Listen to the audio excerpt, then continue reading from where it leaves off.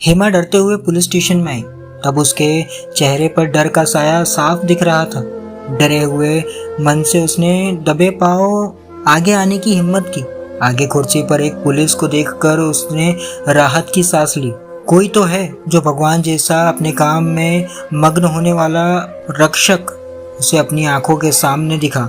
खाकी वर्दी में बैठे इस व्यक्ति को रक्षक जैसे समझने के लिए कारण भी वैसा ही तो था। माथे पर टीका और गले में तुलसी की माला। हमेशा भगवान की पूजा करने वाला यह रक्षक अपने होठ हिलाते हुए भगवान का नाम फुसफुसा रहा था। यह हेमा ने जाना और उसी क्षण उसने उस रक्षक को आगे आकर नमस्कार किया। उससे पूछा, साहब मैं हेमा उदवाड़ा गांव से हूँ। मेरा पति आपके थाने में कैद है, उसको मिलूं? मुझे कुछ भी समझ में नहीं आ रहा है। उस रक्षक ने उसकी तरफ चिंता में देखा और पूछा, नाम क्या है तुम्हारे पति का? हेमा आंखों में आंसू लिए बोल रही थी, भोला नाम है साहब उसका। अपने हाथों का पेन साइड में रखकर खाकी वर्दी में उस रक्षक ने अंदर की तरफ उंगली दिखाई और बोला, अंदर एक बड़े सर बैठे हैं, चुलबुल शर्मा नाम है उनका, उनसे आप मिल लीजिए। आपके पति का केस उनके पास ही है। इतना बोलकर वह रक्षक अपने काम में मशरूफ हो गया। हेमा धन्यवाद बोलकर अंदर चली गई। थोड़ी देर बाद चिल्लाने की और रोने की आवाज बाहर बैठे उस पुलिस रक्षक के कान तक पहुंच गई। उसने हाथ का काम छोड़ा और क्या हुआ ये देखने के लिए वह अंदर पहुंच गया। हेमा नीचे बैठकर रो रहे थे और चुलबुल सर उस पर जोर से चिल्ला रहे थे, तुम्हारे पति को छुड़वाना है तो पैसों का इंतजाम करो, नहीं तो छोड़ दो उसको यहीं पर, हमें उससे कोई लेना देना नहीं है। रिश्वत चाहिए थी इसलिए धमकी दे रहे थे चुलबुल सर। हेमा उन्हें बोल रही थी कि साहब मेरे पति की कोई भी गलती नहीं है, फंसाया गया है उन्हें, पर सर को कुछ फर्क नहीं पड़ता उससे। उल्टा वो हेमा को खरी खोटी सुना रहे थे और ऊपर से धमका भी रहे थे। साहब मेरे पास इस मंगलसूत्र के अलावा कुछ भी नहीं है, मैं क्या करूं, अकेली औरत हूँ। ऐसा बोलकर हेमा रो रही थी। चुलबुल सर हेमा की तरफ देखते हुए चिल्लाकर बोले, पति पास नहीं है तो इस मंगलसूत्र का क्या फायदा, इसका अचार डालेगी क्या? नहीं हो सकता पैसे का बंदोबस्त तो ला यह मंगलसूत्र मेरे पास, उसको बेचकर 4 पैसे तो आएंगे तेरे पति को छुड़वाने के लिए। गुनहगार है तेरा पति, क्या करेगी इस मंगलसूत्र को गले में डालकर? ऐसा बोलकर चुलबुल सर हेमा की तरफ बढ़े।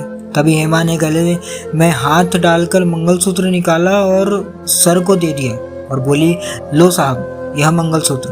आपकी बात भी सच है, पति ही पास नहीं है तो इस मंगलसूत्र को पास रखकर मैं क्या करूँगी, पर मेरे पति को कुछ भी करके छोड़ दो साहब, आपके मैं पैर पड़ती हूँ। ऐसा बोलकर हेमा ने उसके मंगलसूत्र को सर के हाथों में दे दिया। भ्रष्ट हंसी लेकर सर उसकी तरफ देख रहे थे। उतने में वह खाकी वर्दी वाला रक्षक गुस्से से सामने आया और उसने चुलबुल के हाथों से मंगलसूत्र लेकर हेमा को वापस दे दिया। वो गुस्से से सर की तरफ देखकर चिल्लाया, चुलबुल यह क्या हरकत है तुम्हारी? सुहागन औरत के मंगलसूत्र पर नजर जाए इतनी बुरी सोच है आपकी? भ्रष्ट काम और भ्रष्ट नजर, आपको नींद कैसे आती है? ऐसे बर्ताव करके उसकी मदद करने के बजाय आप उस गरीब औरत का मानसिक शोषण कर रहे हैं। इसके लिए ही खाकी वर्दी पहनी है आपने, कहाँ पर भरोगे यह सब पाप? तभी वो रक्षक हेमा को बोलता है, यह लो आपका मंगलसूत्र और पहन लो इसे, और एक अच्छा वकील ढूंढो और जमानत करवा लो अपने पति की। ऐसे नहीं है तो मुझे बोलो, मैं पहचान से तुम्हें अच्छा वकील बताता हूँ। जमानत पर छूटने पर उसकी फीस मुझे वापस दे देना। ऐसा बोलकर वो रक्षक पांडे की तरफ गुस्से से देखने लगा। वैसे ही पांडे नीचे नजर झुकाकर वहां से चला गया। हेमा ने उस भले इंसान को धन्यवाद कहकर वकील का पता पूछकर वहां से चली गई।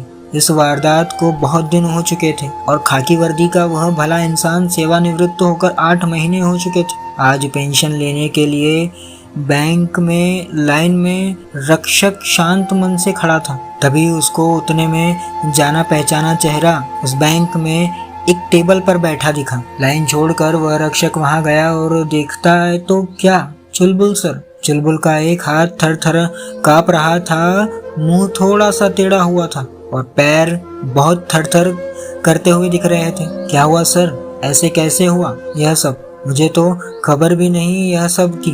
बड़े अपनेपन से उस रक्षक ने पूछताछ की। बाजू में खड़ी सर की पत्नी सामने आई और बोली, नसीब के भोग है, दूसरा क्या होगा।